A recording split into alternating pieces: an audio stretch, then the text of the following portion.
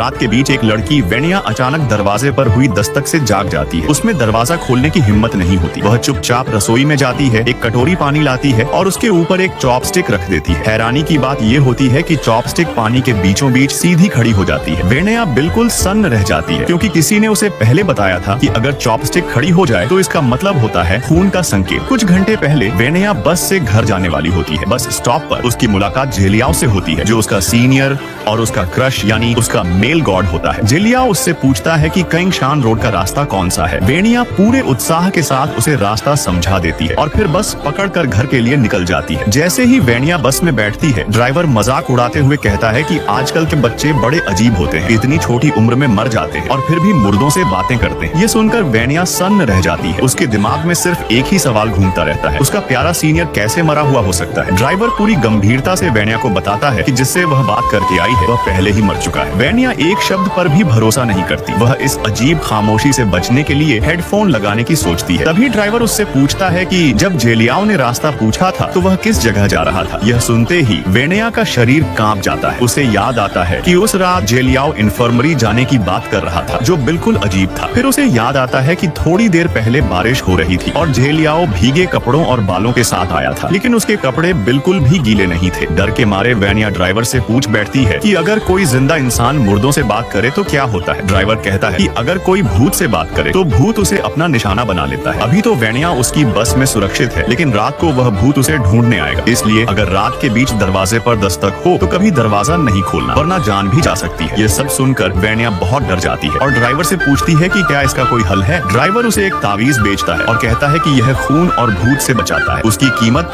888 रुपए होती है। वेनिया बिना सोचे समझे पैसे दे देती है। फिर वेनिया पूछती है कि कैसे पता चलेगा कि दरवाजे पर जो दस्तक दे रहा है वह भूत है या नहीं। ड्राइवर उसे एक तरीका बताता है, एक कटोरी पानी लो, उसमें चॉपस्टिक रखो, अगर चॉपस्टिक सीधी खड़ी हो जाए तो समझ लो भूत है, वरना भूत चला गया है। वेनिया घबराहट में ड्राइवर के साथ ही बस से उतर जाती है। घर पहुंचकर वह अपनी बेस्ट फ्रेंड रिया को सारी बात बता देती है। रिया हंसने लगती है और कहती है कि वेनिया बचपन से ही उपन्यासों और डरावनी कहानियों में ज्यादा उलझी रहती है। वह बताती है कि उसी दिन दोपहर में स्कूल की डिनर पार्टी में उसने जेलियाओ को देखा था, बिल्कुल जिंदा और सामान्य। फिर वह रात को मरा हुआ कैसे हो सकता है। लेकिन वेनिया हार नहीं मानती। वह पूछती है कि फिर जेलियाओ रात के बीच इन्फर्मरी क्यों जा रहा था और बारिश में भी बिल्कुल सूखा कैसे था। रिया चिढ़ जाती है और कहती है कि रेनकोट भी होते हैं, सिर्फ बारिश में भीगना ही विकल्प नहीं होता, और रात के बीच इन्फर्मरी जाना भी कोई अजीब बात नहीं है। ये सब सुनकर वेनिया को लगता है कि ड्राइवर ने उसे बेवकूफ बनाया है। वह तय करती है कि अगले दिन ड्राइवर को ढूंढेगी और तावीज फेंक देगी। तभी अचानक रात के बीच दरवाजे पर जोर से दस्तक होती है। उसके माता पिता